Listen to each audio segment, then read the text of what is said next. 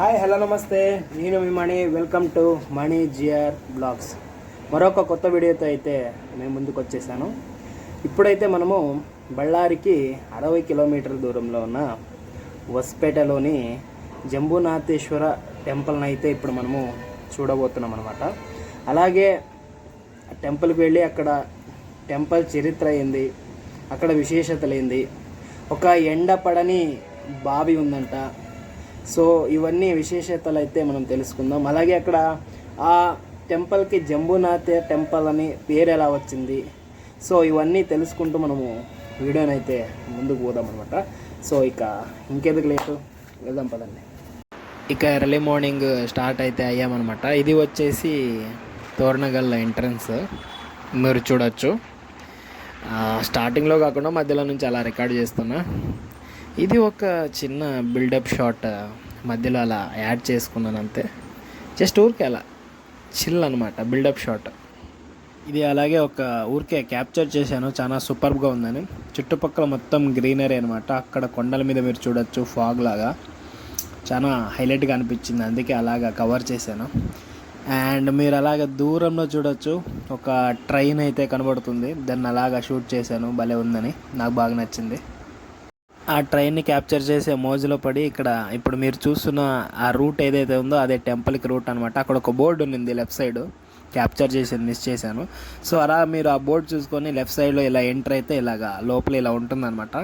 ఒక 5 minutes తర్వాత మీకు ఒక అద్భుతం కనబడుతుంది, ఇక మీరే చూస్తారు. టెంపుల్ అయితే వస్తుందన్నమాట. మీరు ఇక్కడి నుంచి మీకు అర్థమైపోతుంది చుట్టుపక్కల కొండలు అంతా ఎలా ఉందో, గ్రీనరీ అంతా ఎక్సలెంట్ అనమాట. మీరు చూడొచ్చు. హెయిర్ని అయితే ఇగ్నోర్ చేయండి, దరిద్రంగా ఉంది. బైక్లో వచ్చాం కదా, కొంచెం చెదిరిపోయింది. మీకు ఒక బ్యూటిఫుల్ లొకేషన్కి అయితే పిలుచుకొచ్చాను అనమాట. బ్యూటిఫుల్ లొకేషన్ మాత్రమే కాదు, బ్యూటిఫుల్ లొకేషన్లో ఉన్న ఒక బ్యూటిఫుల్ టెంపుల్ని అయితే మీకు చూపించబోతున్నాను. చూసుకోండి. రెడీయా మరి? 1 2 3.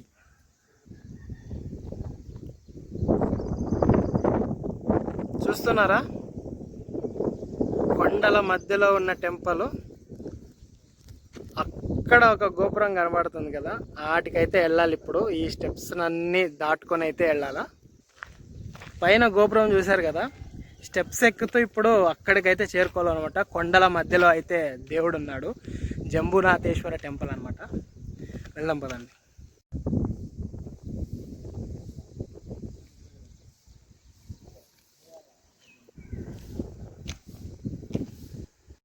గుడి దగ్గరికి ఇట్లా రాగానే అక్కడ ఒక అతను నిలబడ్డాడు అనమాట. మంచి జోష్లో అయితే ఉన్నాడు. నేను వీడియో అయితే ఫ్రంట్ కవర్ చేస్తున్నాను అనమాట. సో అతను వచ్చేసి, ఏంటి వీడియో తీస్తున్నారా, మరి ఏమైనా చెప్పమంటారా అన్నాడు. ఇదేంది మనలాగే ఉన్నాడు, మంచి జోష్లో ఉన్నాడని. గుడి గురించి అయితే ఏదైనా విశేషతలు ఉంటే చెప్పన్నాను. సో అప్పుడు అతనైతే ఇక చెప్పడం ಸ್ಟಾರ್ಟ್ చేశాడనమాట. ಮದುವೆ ಆಗ್ಬೇಕಂದ್ರೆ ಅನ್ಕೊಂಡಿದ್ದು ಆಗ್ತವೆ. ಅವರು ಸ್ವಾಮಿಯವರು ನೀರು ಹಾಕ್ತಾರ, ನೀರು ಹಾಕ್ಸ್ಕೊಂಡು ಬಟ್ಟಲು ಚೇಂಜ್ ಮಾಡ್ಕೊಂಡು ಹೋಗಬೇಕು. ಆಮೇಲೆ ಅವರು ಸ್ವಾಮಿಯರು ಇಷ್ಟು ವಾರ ಬಾ ಅಂತ ಹೇಳ್ತಾರೆ, 5 ವಾರ ಹಂಗೆ ಬರ್ಬೇಕು. ಬಂದ್ಮೇಲೆ ಅನ್ಕೊಂಡಿದ್ದ ಅದೇನೋ ಬಾವಿ ಬಾವಿ ನೀರು ತೆಗೆದು ಅದೇ ಸ್ವಾಮಿ ನೀರು ಹಾಕ್ತಾರೆ. ಆಮೇಲೆ ಹೆಸರಿನ ಗಿಡ ಇದೆ, ಬಡಮಪ್ಪನ ದೇವರು ಇದೆ, ಜಂಬುನಾಥ ಸ್ವಾಮಿ ಗುಡಿ ಇದೆ. ಅದೇನೋ ಸ್ವಾಮಿ ಉದ್ಭವಲಿಂಗ ಅಲ್ಲ, ಸ್ವಯಂವಾಗಿ ಉದ್ಭವಿಸ ಹೆಸರಿನ ಗಿಡ ಇದೆ. ಅದೇನೋ ಬಾವಿಯಲ್ಲಿ ಕೂಡ ಏನೋ ಬಿಸಿಲು ಯಾವಾಗೂ ಬೀಳಲ್ಲಂತೆ, ನೀರು ಎನಿ ಟೈಮ್ ನೀರು ಇರ್ತವೆ. ಇಲ್ಲಿ ಮಾತಾಡೋದು ನಾವು ಪಾದಗಟ್ಟೆ, ಜಂಬುನಾಥನ ಪಾದಗಟ್ಟೆ ಇದು ಎಂಟ್ರೆನ್ಸ್. ಮೇಲೆ ಹೋಗ್ತಾ ಇದ್ದೀವಿ, 50 ಮೆಟ್ಲು ಹೋದ್ರೆ ಒಂದು ಆಂಜನೇಯ ಗುಡಿ ಬರ್ತಿದೆ. ಅಲ್ಲಿಂದ ಇನ್ನು 250 ಮೆಟ್ಲು ಏರಿದ್ರೆ ಜಂಬುನಾಥ ಸ್ವಾಮಿ, ಬಾವಿ ನೀರು, ಹೆಸರಿಲ್ಲದ ಗಿಡ, ಮತ್ತೆ ಪರಮೇಶ್ವರ ಗುಡಿ ಇದೆ. ಎಲ್ಲ ಒಂದು 300 ಇನ್ನೂರು ಸ್ಟೆಪ್ಸ್ ಇದೆ, 336 ಮೆಟ್ಲಿದೆ. ನಾವು ಮಾತಾಡೋದು ಎಂಟ್ರೆನ್ಸ್ ಇದೆ. ಇವಷ್ಟು ಹೋಗ್ತಾ ಇದ್ದೇವೆ. ಎಂಟ್ರೆನ್ಸ್ ಬರಕಲ್ಲ,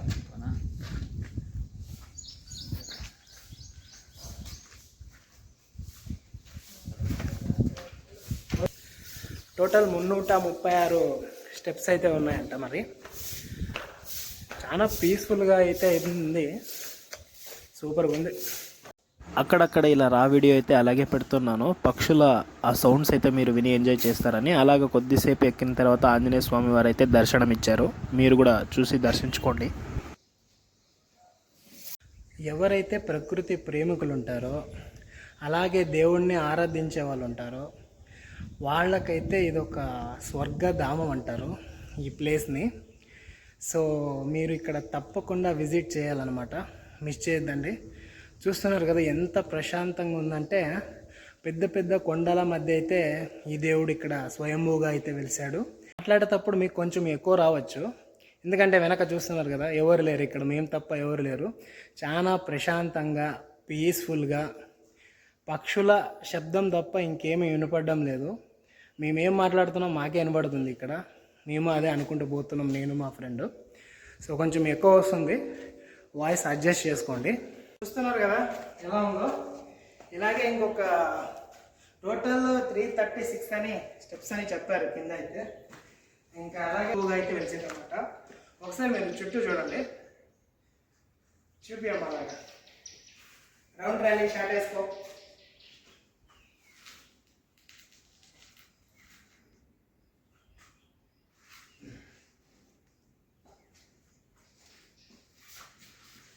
చూశారు కదా మొత్తము ఫారెస్టే అనమాట. ఫారెస్ట్ మధ్యలో అయితే ఈ ఈశ్వరుడు అయితే వెలిశాడు, జంబునాథ్ ఈశ్వరుడు అని. మీరు ఖచ్చితంగా ఇక్కడికి విజిట్ చేసి తీరాలి ఒక్కసారన్నా. వెళ్దామండి. అలాగే ఇంకా చాలా అయితే ఉన్నాయి, ఇప్పుడు ఒక హాఫ్ అయితే ఎక్కామని అనుకుంటున్నాను. సో ఇంకా చూడాలి, ఒక 100 to 150 ప్లస్ ఉండొచ్చని అనుకుంటున్నాను. మరి వెళ్దాం బాగుంది. మీరు అలాగే పైకి వస్తే అక్కడ ఒక గణపతి విగ్రహాన్ని కూడా మీరు దర్శించుకోవచ్చు. అండ్ ఇప్పుడు మీరు చూస్తున్నదైతే ఎండ్ పార్ట్ అనమాట. మనం ఎండ్కి అయితే వచ్చేసాం ఇక. సో ఆ స్టెప్స్ దాటిన తర్వాత అయితే మీకు ఇది గోపురం అయితే కనబడుతుంది. అండ్ ఇక్కడ మీరు ఏదైతే చూస్తున్నారు కదా రైట్ సైడ్, ఇక్కడ నుంచి డైరెక్ట్ బైక్ వేసుకొని కూడా మీరు డైరెక్ట్ ఇక్కడ టెంపుల్ ముందుకు అయితే రావచ్చు. ఇదే టెంపుల్ అనమాట, మీరు చూడొచ్చు. ఈ చెట్టు అయితే ఇక్కడ స్పెషల్ అనమాట. ఆ వీడియో ముందు అటాచ్ చేస్తాను. అక్కడ ఏదైతే పూజలు చేస్తారో అక్కడ అయిన తర్వాత ఈ చెట్టుకైతే కంకణాలు కట్టేది, ఉయ్యాల కట్టేది అలాంటివన్నీ ఉంటాయి. అవి చేస్తే కోరికలు నెరవేరుతాయి. అండ్ టెంపుల్లో ఎంటర్ అయిన స్టార్టింగ్లోనే లెఫ్ట్ సైడ్ ఈ బావి అయితే ఉంటుంది. ఇక్కడ ఇదే చాలా స్పెషల్ అనమాట. ఎండ పడని బావి అని అంటారు ఇక్కడ బావికైతే అసలు ఎప్పుడు కూడా ఎండ అయితే పడదనమాట. అప్పట్లో అసురులు రాక్షసులు అంతా వచ్చి వాళ్ళది ఏదైతే పాపాలు ఉన్నాయో దీంట్లో అంతా స్నానం చేసి వాళ్ళు పోగొట్టుకునే వాళ్ళని ఇక్కడ చరిత్ర చెప్తుంది. అలాగే మీవి ఏమన్నా కోరికలు ఉంటే కూడా అవన్నీ నెరవేర్చుకోవడానికి ఇక్కడ ఈ స్నానాలు అయితే ఈ వాటర్తో చేసి మీరు గుడికి నమస్కరించాల్సి ఉంటుంది. ఇక్కడి వాటర్తో స్నానం చేసే పూజలు అయితే మొదలు పెట్టాల్సి ఉంటుంది. ఆ బావి వెనకాలే ఏకముఖంతో దర్శనమిచ్చే బ్రహ్మదేవుణ్ణి అయితే మీరు ఇక్కడ చూడొచ్చు. స్వామివారు ఏకముఖంతో అయితే కనపడతారు శివుడి ఆజ్ఞ మీద. అలాగే పక్కలో వీరభద్రుడి స్వామి కూడా ఉన్నారు, దర్శించుకోండి. ఇప్పుడు మీరు చూస్తున్నదైతే టెంపుల్లోకి వెళ్ళే మెయిన్ ఎంట్రన్స్ అనమాట. ధ్వజస్తంభం అయితే మీరు చూడొచ్చు. అండ్ మీరు అక్కడ వెళ్ళగానే ఫస్ట్ మీకు ఆకర్షించేది ఆ ఆర్కిటెక్చర్ అనమాట. మీరు అసలు మైండ్ పోతుంది. ఇంకా ఒక్కొక్క స్తంభానికి వాళ్ళు ఏదైతే చెక్కారో అండ్ చూస్తూ అలా ఉండిపోవాలి. వాళ్ళ శిల్పకళకి ఇక ఏం చెప్పినా తక్కువే అనమాట. అక్కడ మీరు చూస్తున్నారు కదా హనుమంతుల వారి విగ్రహము, ఇక నెమలి విగ్రహము, వినాయకుడి విగ్రహము, మరి ఏనుగు విగ్రహాలు, సూర్యుడిది, చంద్రుడిది, ఇంకా చాలా ఉన్నాయి. అసలు నాకైతే ఎక్స్ప్లెయిన్ చేసే కూడా లేదనమాట, మాకంత ఐడియా కూడా లేదు. చాలా అయితే ఉన్నాయన్నమాట. ఇప్పట్లో అయితే చాలా టెక్నాలజీస్ వచ్చాయి, కానీ వందల సంవత్సరాల కింద అసలు ఉత్త చేత్తోనే ఇలా చెక్కారంటే ఎంత గ్రేట్ ఉండాలి మనోళ్ళు. అండ్ అలాగే ఈ టెంపుల్కి 900 సంవత్సరాల నాటి చరిత్ర అయితే ఉంది. అండ్ ఈ టెంపుల్ని భైర, త్రిశయ మరి వరాహ అనే 3 రాజులైతే కలిపి కట్టించారని చరిత్ర చెబుతోంది. అండ్ అలాగే ఇక్కడ మీరు చూడొచ్చు, ఇక మెయిన్ ఎంట్రన్స్ టెంపుల్లోకి అయితే వెళ్ళే దారి అయితే వచ్చేసింది. ఇంకా అక్కడ పూజారి వాళ్ళని అడిగి అయితే ఈ మాత్రం వీడియో అయితే అంతా తీయగలిగాను మన వ్యూవర్స్ కోసం. అండ్ అక్కడ మీరు చదవచ్చు జంబునాథేశ్వర దేవస్థాన వసపేట అని రాసుంది. అండ్ అన్ని దేవస్థాన గర్భగుడిలో ఒక బసవಣ್ణ అయితే ఉంటాడు. ఇక్కడైతే మీరు 3 నందులను అయితే మీరు చూడొచ్చు. ఎందుకంటే 3 రాజులు అయితే కట్టించారు కాబట్టి అలా ప్రతీకగా పెట్టారు. అండ్ మెయిన్ ఉద్భవ శివలింగాన్ని అయితే ఇప్పుడు మీరు చూస్తున్నారు. దర్శనం చేసుకోండి శివుణ్ణి అయితే. అసలు ఈ ఆలయానికి జంబునాథేశ్వర టెంపుల్ అనే పేరు ఎలా వచ్చింది అని మాట్లాడుకునేదైతే అప్పట్లో ద్వాపరయుగంలో శ్రీరాముడి ఫాలోవర్ అయిన జాంబవంతుడు శివుడి కోసమైతే ఘోర తపస్సు అయితే చేస్తాడట. అది కాస్త వేల సంవత్సరాల పాటు అలాగే కొనసాగుతుంది. దీన్ని గమనించిన శివుడు జాంబవంతుడిని అయితే అనుగ్రహించి తనకైతే ఇలా చెప్తాడట, నేను ఇక్కడే నీ తపస్సుకైతే మెచ్చాను, సో నేను ఇక్కడే స్వయంభూగా వెలుస్తానని జాంబవంతుడికైతే శివుడు మాటిస్తాడట. సో అందుకే ఈ ఆలయానికి జాంబవంత అనే పేరైతే వచ్చింది. అలాగే జంబునాథేశ్వర ఆలయం అని కూడా పిలుస్తారు. అలాగే ఇక్కడ స్వామివారు స్వయంభూగా వెలిశారు కాబట్టి స్వయంభూ జంబునాథ అని కూడా పిలుస్తారు. ఇప్పుడు ఏదైతే చెప్పాడో అంత కన్నడలో చెప్పాడు కదా. సో ఇక్కడ మనము హొసపేటలో ఉన్నాం, కర్ణాటకలో ఉన్నాం. సో కన్నడలోనే చెప్తారు. సో అందుకే నేను దీన్ని కొంచెం తెలుగులో అయితే చెప్తానమాట మా ఒక వ్యూవర్స్ కోసం అనమాట. సో అతనేం చెప్పాడంటే, సో ఇక్కడ పెళ్ళి కానోళ్ళకి, పిల్లలు కానోళ్ళకి ఇక్కడైతే వస్తే అక్కడ కొన్ని పద్ధతులు అయితే ఉంటాయి. ఒక 5 వారాలు అయితే రావాల్సి ఉంటుంది. 5 వారాలు అంటే 5 సోమవారాలు అనమాట. ఈ ఎక్స్టెన్షన్ నేను పైన టెంపుల్కి అయితే వెళ్ళినప్పుడు అక్కడ పూజారి గారు ఒకరికైతే వివరిస్తున్నారు. అక్కడ కొంతమంది భక్తులు అయితే ఉన్నారనమాట పైన టెంపుల్లో. అక్కడ ఏమన్నాడంటే 5 సోమవారాలు కానీ 5 లేకపోతే సోమవారం గురువారం అలాగా 3 వారాల్లో అయిపోతుంది. గురువారం అలాగా 2 వారాలు, ఒక సోమవారం, లేకపోతే 5 సోమవారాలు అలాగొచ్చి ఇక్కడ బావిలోని వాటర్తో స్నానం చేసి, సో అక్కడ కొన్ని పద్ధతులు అయితే ఉంటాయి. స్వామివారు అక్కడ చెప్పినట్లు చేసి అక్కడ నిద్రపోవడము అలాగా అవి కూడా ఉంటాయి. సో అవన్నీ చేస్తే ఇవన్నీ అవుతాయని సో ఇక్కడైతే నమ్మకం అనమాట. సో అదైతే అతను చెప్పాడు. అలాగే టోటల్గా స్టెప్స్ 336 స్టెప్స్ ఉన్నాయని చెప్పాడు.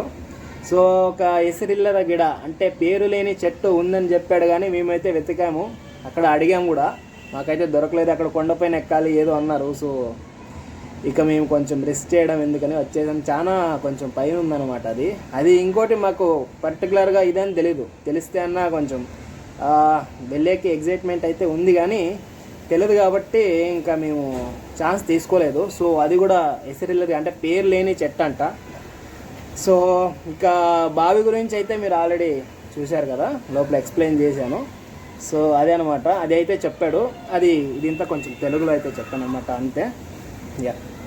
అలా చూసి వెళ్ళిపోకుండా వీడియో ఏమైనా నచ్చితే లైక్, నచ్చకపోతే డిస్లైక్, ఒక కామెంట్ అలా పడేస్తే అలా పడి ఉంటుంది. సబ్స్క్రైబ్ బటన్ ఆడ సైడ్కి ఒక గంటలా ఉంటుంది, దాన్ని కొడితే అలా దెబ్బకి సౌండ్ రావాలన్నమాట. So try to subscribe my channel అనమాట. సో అర్థం చేసుకోండి.